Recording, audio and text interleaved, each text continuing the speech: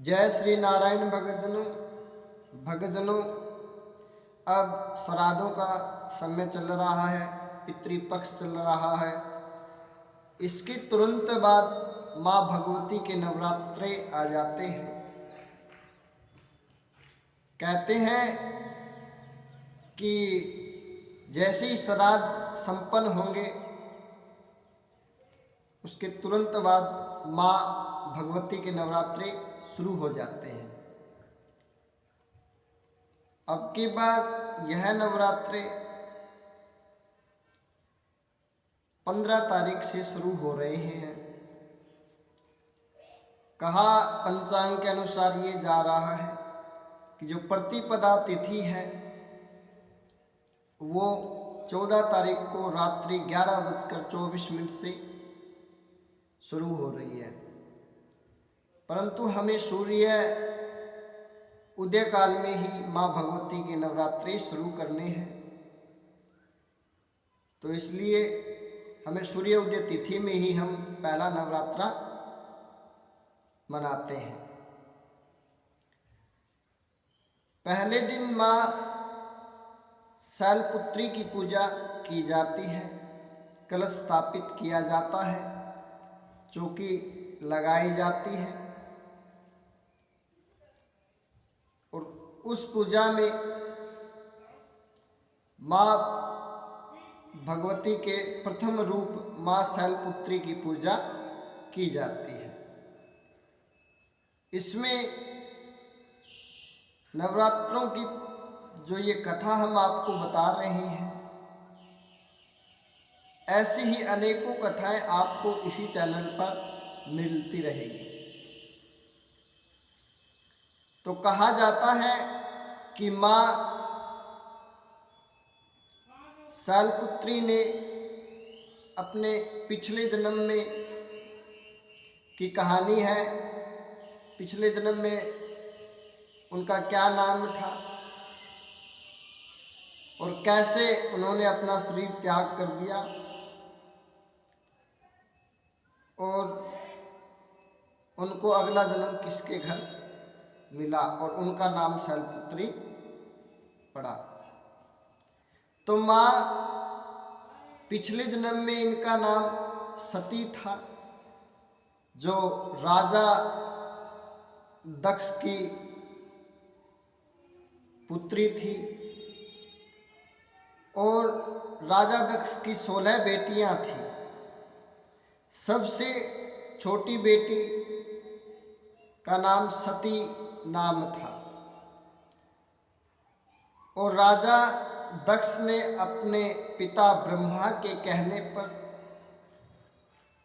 दक्ष जो है ब्रह्मा जी के मानस पुत्र कहे जाते हैं, और उन्होंने अपने पिता के कहने पर अपनी बेटी सती का विवाह भगवान शंकर से कर दिया। और कथाओं के अनुसार बताते हैं कि राजा दक्ष भगवान शिव शंकर के रूप से घृणा करते थे। भगवान शंकर उन्हें पसंद नहीं थे। उन्होंने अपने पिता के कहने पर अपनी पुत्री का विवाह भगवान शंकर से कर दिया था। कहा यह जाता है कि राजा दक्ष ने एक बार बहुत बड़े यज्ञ का आयोजन किया। उस यज्ञ में राजा दक्ष ने सभी देवी देवताओं को बुलाया और उनको यज्ञ में शामिल किया, एक भगवान शंकर को छोड़कर। हम आपको यह भी बताएंगे आगे की कथाओं में कि भगवान शंकर से राजा दक्ष प्रजापति क्यों घृणा करते थे, क्या कारण था कि राजा दक्ष भगवान शंकर से क्यों घृणा करते थे। अब कहा जाता है कि इस बात का पता माता सती को पता चला कि उनके पिता दक्ष एक बहुत बड़े यज्ञ का आयोजन कर रहे हैं और उसमें सभी देवी देवताओं को बुलाया है, पर हमें नहीं बुलाया।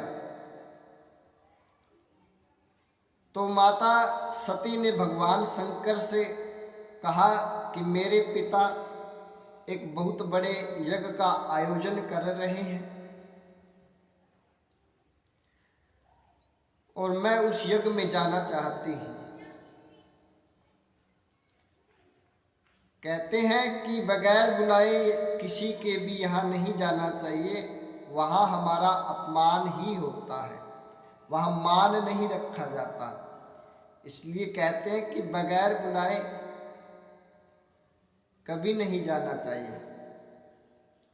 जहाँ आदर हो, मान हो, सम्मान हो, वही जाना चाहिए जो हमें निमंत्रण देता हो कि आप हमारे यहाँ इस आयोजन में आना। सुख और दुख भगवान ने दो चीजें बनाई। कहते हैं कि किसी के दुख में बगैर बुलाए चले जाओ तो कोई बात नहीं, अगर किसी के सुख में आप बगैर बुलाए जाते हो तो वहाँ आपको अपमान ही सहना पड़ता है। तो ऐसा ही वृत्तांत माता सती के साथ हुआ। वह भगवान शंकर से कहती है कि मुझे अपने पिता के घर जाना है और मेरे पिता बहुत बड़े यज्ञ का आयोजन कर रहे हैं। तो भगवान शंकर ने माता सती को बहुत समझाया कि बगैर बुलाए कभी किसी के यहाँ नहीं जाना चाहिए। बहुत प्रबोधन किया कि ऐसे नहीं जाते, परंतु उनकी बातों का माता सती पर कोई असर नहीं हुआ। आखिरकार माता ने भगवान शंकर को बना ही लिया और भगवान शंकर ने माता सती को आज्ञा दी कि आप चले जाओ। तो माता सती राजा दक्ष के यहाँ जाती है अपने पिता के घर में। तो वहाँ उनका राजा दक्ष का और उनकी बेटियों का, उनकी पत्नी का, अपनी पुत्री के प्रति उनका अच्छा व्यवहार नहीं हुआ। सभी उन्हें ताने कस रही हैं। उनकी और जो बेटियां थी राजा दक्ष की, उनकी पत्नी थी, और एक दो कड़वे शब्द राजा दक्ष ने भी शिव के प्रति कहे, यानी कि उनका अपमान किया, जिससे माता सती का क्रोध जागृत हुआ और वह अपने पति का अपमान सहन नहीं कर पाई। जैसे माता सती उनके घर आई थी तो उनके परिवार वालों ने उनके साथ अच्छा बर्ताव नहीं किया, जैसा बिगानों के साथ करते हैं वैसा ही उनके साथ बर्ताव किया। तो राजा दक्ष ने शिव भगवान के प्रति कुछ अपशब्द कहे। उनकी और बेटियों ने, उनकी पत्नी ने, तो मां सती वह क्रोध वो अपने पति का अपमान सहन नहीं कर सकी। और कहा जाता है कि मां सती ने अपना जो स्वरूप था वो योग माया के द्वारा जला करके अपने शरीर को भस्म कर दिया। और इस बात का जब भगवान शंकर को पता लगता है तो वह बहुत क्रोधित हो गए और ऐसे ही अब कहते हैं कि माता सती ने अपने उस स्वरूप को योग निद्रा के द्वारा जलाकर भस्म तो कर दिया, अब जो उनका अगला जन्म हुआ माँ पार्वती के रूप में, माँ जगदम्बा माता पार्वती के रूप में व्याख्यात हुई, तो उनका जन्म हिमालय के घर हुआ। हिमवान उनके पिता हुए, जिनका नाम हिमालय भी कह देते हैं, और हिमवान उनका नाम था। और माँ का नाम मैनावंती था, और इस कारण उनका नाम शैलपुत्री पड़ा, क्योंकि हिमवान और मैनावंती की पुत्री होने के कारण, यानी कि उनका नाम शैलपुत्री नाम से वह व्याख्यात हुई। और इनका दूसरा नाम वृक वाहन, यानी कि वो जो वाहन की सवारी करती हैं वो है उनका वृक, यानी कि बैल की सवारी करती है। और इस तरह से उनका दूसरे नाम जो व्याख्यात हुआ वो वृक रूढ़ा के नाम से उनका नाम व्याख्यात हुआ। तो इस प्रकार पहले नवरात्रि की कथा हमने आपको माँ शैलपुत्री की कथा सुनाई, कैसे वह पहले जन्म में अपने पिता के घर जाती है और अपने पति का अपमान सहन न करने के कारण अपना शरीर वह जला देती है, भस्म कर देती है। और फिर उनका दूसरा जन्म हिमवान के घर हुआ। हिमालय राज पर्वत,